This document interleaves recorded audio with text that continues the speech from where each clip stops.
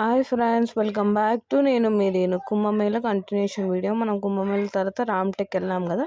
రామ్టెక్ వెళ్ళేసరికి నైట్ అయిపోయింది. సో దాని కంటిన్యూషన్ వీడియో ఇది. దాని నెక్స్ట్ డే కూడా 2 టెంపుల్స్ ప్లాన్ చేస్తాము. దాని గురించి ఈ వీడియోస్. రామ్టెక్ నెక్స్ట్ డే ఒక ప్లేస్లో ఆగి ఫ్రెష్ అప్ అయిపోయాం. ఫ్రెష్ అప్ అయిపోయి బ్రేక్ఫాస్ట్ చేసుకున్నాం. ఎందుకంటే బయట బ్రేక్ఫాస్ట్ అనేది అంత బాగుంటలేదు కాబట్టి మ్యాగీ చేసుకున్నాము. ఆ మ్యాగీ తినేసి స్టార్ట్ అయిపోయాము. కాసేపు ట్రావెల్ చేసిన తర్వాత తిన్నదే మ్యాగీ కాబట్టి మళ్ళీ ఆకలి అయితే అక్కడ సమోసాలు ఉంటే సమోసాలు కొనుక్కుంటే చాలా బాగుండే సమోసాలు కూడా. ఇప్పుడు మనం వెళ్ళేది బొంతపల్లిలో వీరభద్రస్వామి టెంపుల్కి వెళ్తున్నాం. మనం బొంతపల్లిలో ఉంది ఈ బొంతపల్లి ఆలయము. 700 సంవత్సరాల క్రితం స్వయంభూగా వెలిసినటువంటి ఆలయము. ఇది హైదరాబాద్ నుండి 38 కిలోమీటర్ల దూరంలో ఉంటుంది. ఇక్కడ ఈ ఆలయంలో జాతరలు కూడా జరుగుతాయి.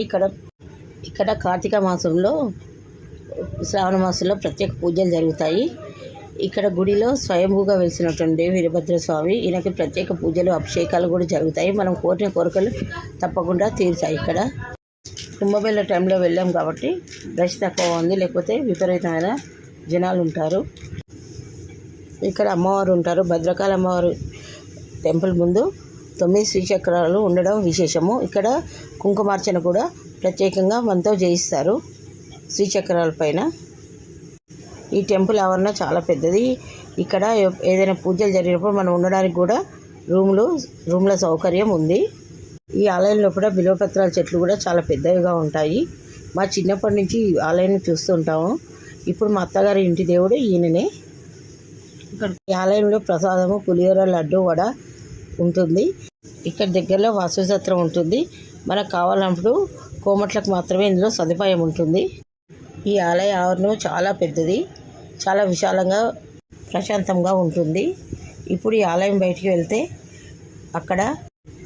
ఇక్కడ అగ్నికుండం ఉంటుంది. అగ్నికుండము మొక్కుకున్న వాళ్ళు మొక్కు తీర్చుకోవడానికి చేస్తారు. అంటే అగ్నిలో మనము నడవలసి ఉంటుంది. మనం మొక్కుకునే వాళ్ళే కాకుండా మనం ఇష్టం ఉన్న వాళ్ళు కూడా దాంట్లో నడవచ్చు.